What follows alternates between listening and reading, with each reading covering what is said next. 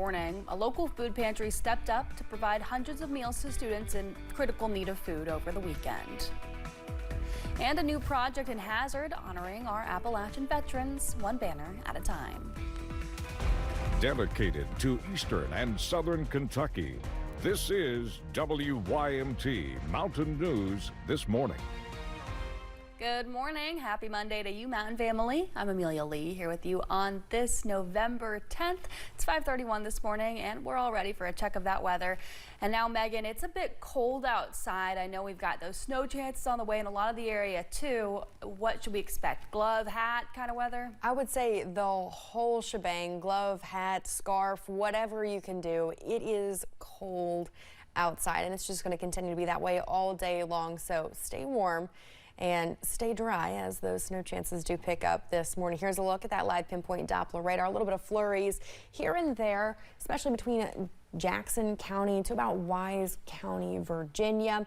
Now there is more snow on the way. That's something you need to keep your eyes on, especially as you're heading into the afternoon and evening hours. But here's a look at those temperatures. It is cold.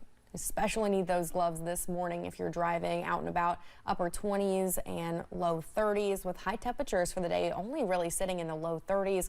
Not going to see much warmth at all as you're going throughout the next several hours. So keep that in mind. It's also going to be pretty windy, so those feels like temperatures will be even chillier. So again, be prepared for a cold day. Here's a look at Monday's forecast. We'll hit a high temperature around that 1 o'clock, 2 o'clock time frame before that next round of snow really begins to pick up. Amelia. Thank you, Megan. Early morning fog caused a serious crash in southern Kentucky that shut down part of the interstate for hours. The Knox County Sheriff's Office says they were called to an accident involving multiple vehicles at around 5:40 Saturday morning. It happened on Highway 25, about 6 miles outside of Corbin. Deputies say a pedestrian was among those hurt when she got out of her car to check for damage and was hit by another vehicle. 3 other people were hurt. All of them are expected to be okay. Because of poor visibility in the fog, no one was cited. UK quarterback Zach Calzada is feeling some pressure from the public. In a social media video shared, the 7th-year QB is seen flashing a big wad of cash in response to a disgruntled fan. An upset fan named Garrett called him out on social media, saying the now backup QB is immature and not a good football player. The back and forth got the attention of Kentucky Sports Radio Friday morning. What kind of an idiot goes and gets $20,000 in cash, carries it around, takes it into his apartment, and then flaunts it on video? What kind of an idiot does that? A member of UK Athletics said they were aware of the video and plan to talk to Calzada, saying it's unbecoming of a student athlete at Kentucky.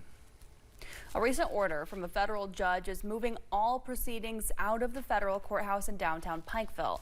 WIMT's Buddy Forbes spoke to folks in Pike County about this controversial move.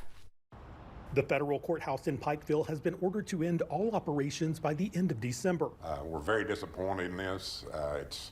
It's been a staple of downtown Pikeville for over 80 years. The building was erected in the 1940s and became the Eastern District Federal Courthouse for cases in the Big Sandy area. Attorneys say many generations have pushed to keep a judge in place for cases in the mountains. Some sharing stories about a past president calling former Judge Carl Forrester and nominating him to the seat in 1988. Well, that was Ronald Reagan. Ronald Reagan was right that we needed somebody in Pikeville.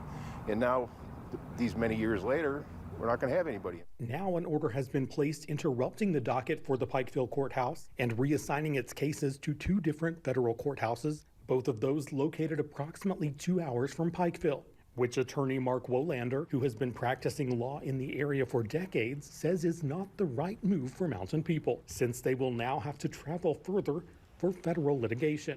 I don't think they pay attention to the needs of the people in this community. They're going to take some cases to London. They're going to take some cases to Ashland.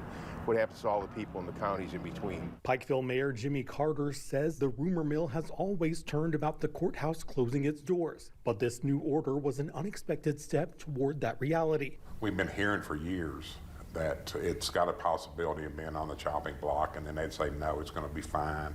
And then a couple of years ago, we heard the same thing. We made some calls. We didn't really get any response back on anything. And then, like I said, last week, we got word. Wolander says he hopes the decision will be revisited, saying even if it is a financial move, Cutting costs should not cut out someone's access to a jury of their peers. I think that people out here deserve more than closing the federal courthouse. We've tried a lot of cases out here, and you're going to get a different jury up in Ashland, and you're going to get a different jury down in London. Saying communities deserve a court that shares their culture. In Pike County, Buddy Forbes, WYMT Mountain News.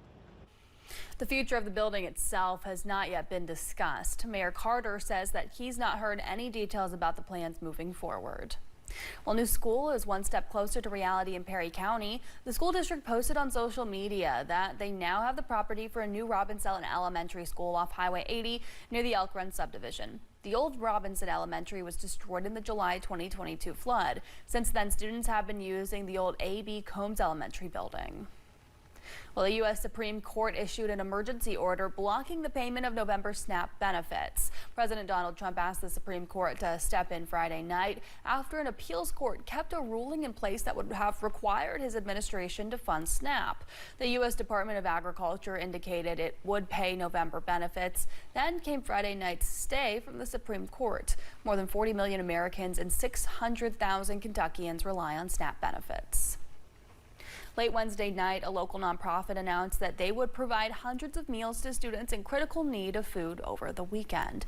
Kate Clemens, CEO and founder of the nonprofit Roscoe's Daughter, said that she would provide meals to more than 500 students in less than 24 hours, that she raised funds, purchased and assembled nutritious meal kits for the students in more than 10 schools and not in Perry counties.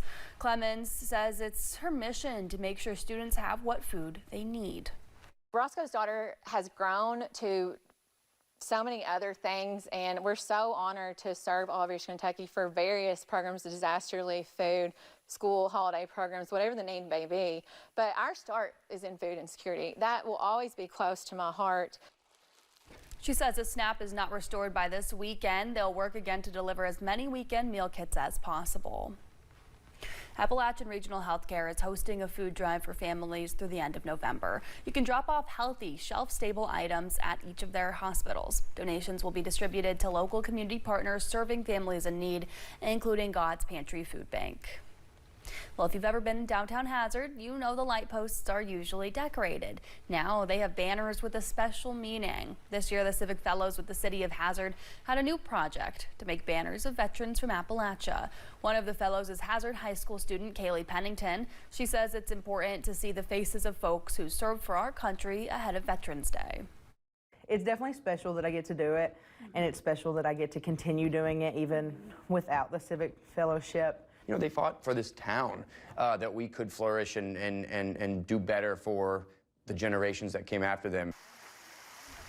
The city has a list of veterans who will also get banners. Those will be rotated during Veterans Day and Memorial Day. Well, Eastern Kentucky band Andrew Moore and Hooch is bringing national recognition to Laurel County. WYMT's McKinley Calandrino spoke with band members about their recent accomplishments.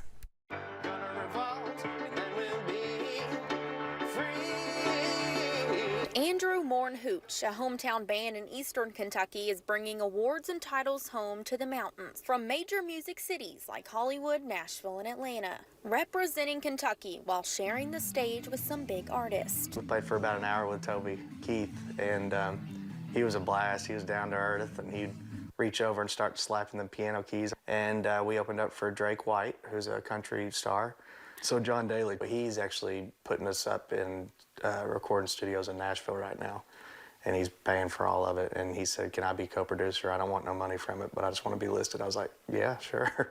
The frontman, Andrew Moore, says their biggest accomplishment is making the initial ballot for the Grammy Awards. And I never in a million years would have thought Andrew Moore and Hooch or Andrew Moore, anything like that would be said in the same sentence as Grammy Awards. To say that we're from a small town like that, nobody knows of or talks about too much, we're happy to say that and hope that we bring a good representation of our hometown to everybody. Andrew Moore and Hooch is available on all streaming platforms and have even been featured on iHeartRadio.